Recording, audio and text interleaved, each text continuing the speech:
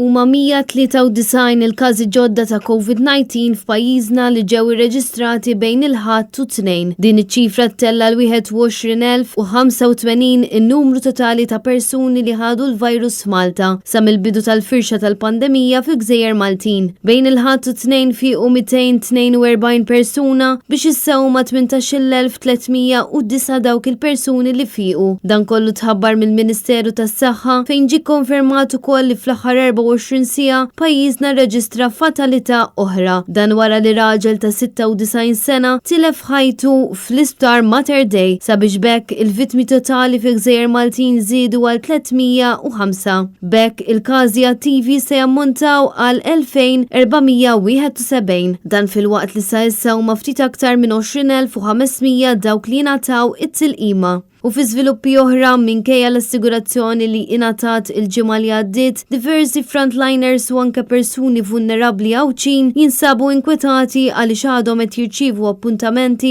biex jaqsmu lejn Malta ħalli jkunu jistgħu jieħdu t-tilqima kontra l-COVID. Bekk ikunu qed jisponu lilhom infushom għal aktar riski.